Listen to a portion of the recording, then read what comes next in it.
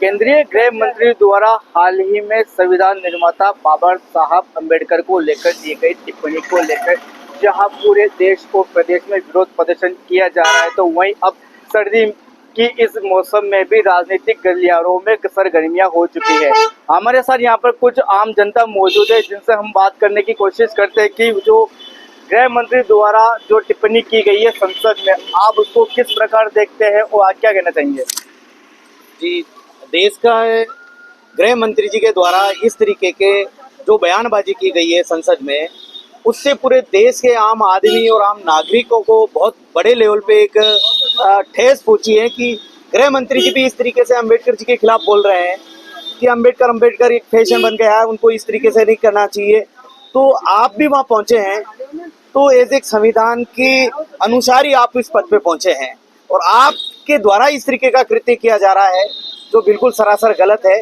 आप खुलेआम संसद में ऐसा बोल रहे हैं, तो आम आदमी इसके बारे में क्या सीख लेगा आपसे?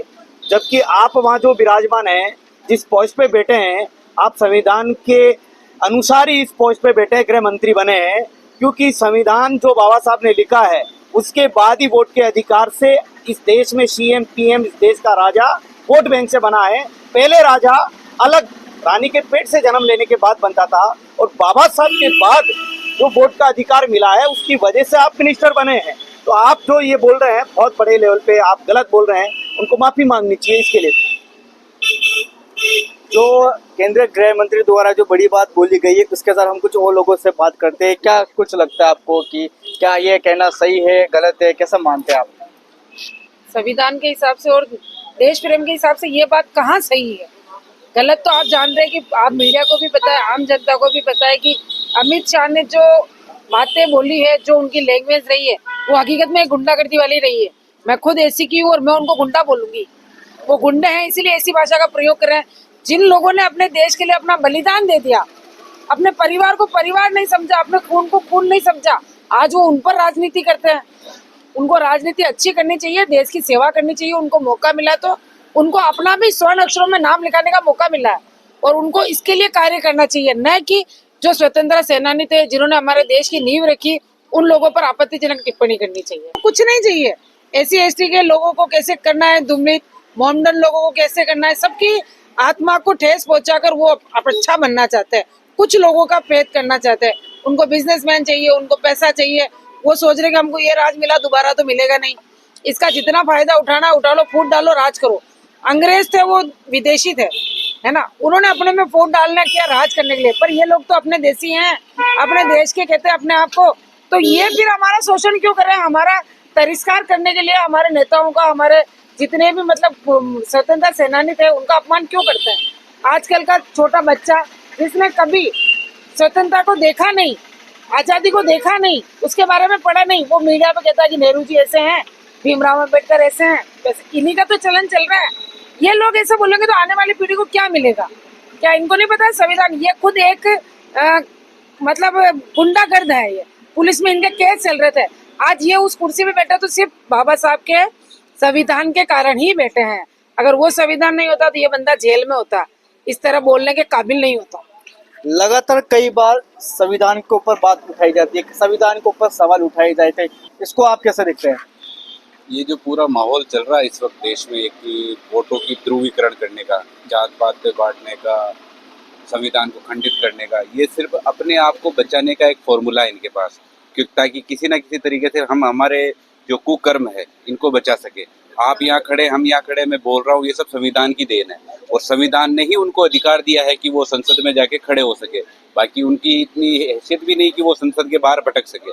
तो संविधान जिसकी देन है, आप उनको अपशब्द बोल रहे हो, ये तो आप देश की एक अखंडता पर एक गहरा आघात है। इसके लिए उनको सर्वजनीय होकर माफी मांगनी चाहिए।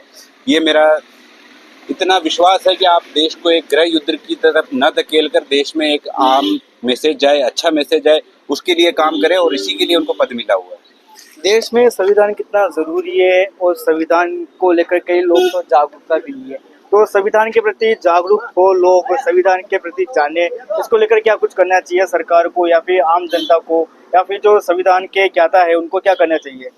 संविधान जो डॉक्टर बाबा साहब अम्बेडकर ने विश्व का सबसे बड़ा लिखित संविधान लिखा है, उन्होंने बनाया है और उस संविधान की वजह से आज भारत अलग अलग जाति धर्म और राज्यों में विभिन्नताओं में भी एकता और अखंडता के तहत भारत इस्टेब्लिश्ड है। एक सारी जाति वर्ग और धर्म के लोगों को एकता में पिरोए रखा हुआ वो भारत का सबसे बड़ा लिखित संविधान जो डॉक्टर बाबा साहब अम्बेडकर ने बनाया है।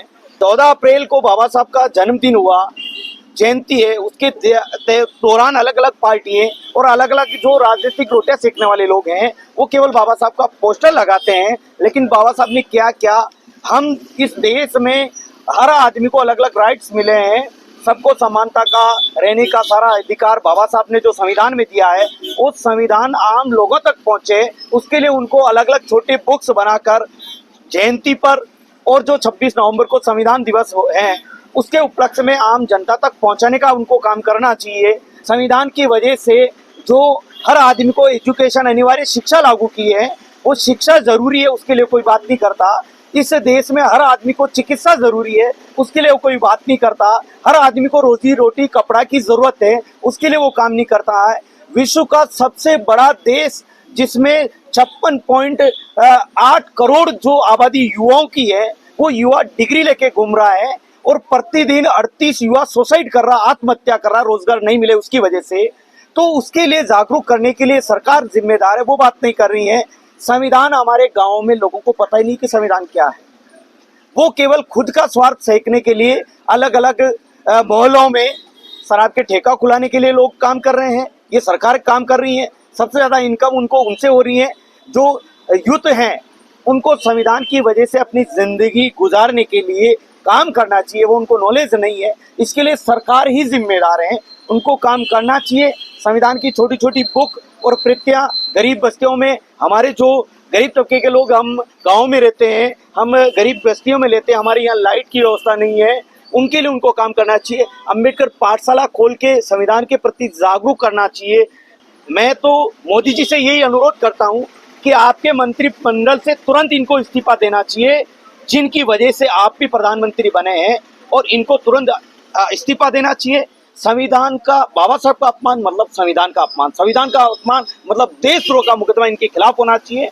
और तमाम ऐसी की भावना है तो इनके लिए एट्रोसिटी का मुकदमा दर्ज होना चाहिए, अपने पद से त्याग पत्र देना चाहिए और इनके खिलाफ ये इन धाराओं में मुकदमा दर्ज होना चाहिए। मैं तो यही कहना चाहता हूँ। ये थे हमारे साथ जुड़े कुछ संविधान के ज्ञाता और आम जनता, जिन्होंने कहा कि गृह मंत्री अमित शाह द्वारा जो दी गई ये टिप्पणी है इसको लेकर उन्हें माफी मांगनी चाहिए। वही जो संविधान की जागरूकता को लेकर जो बात की गई है उसमें ज्यादा से ज्यादा लोगों में जागरूकता फैलाई जाए। लोकल 18 के लिए भिलवाड़ा से रवि पायक की रिपोर्ट।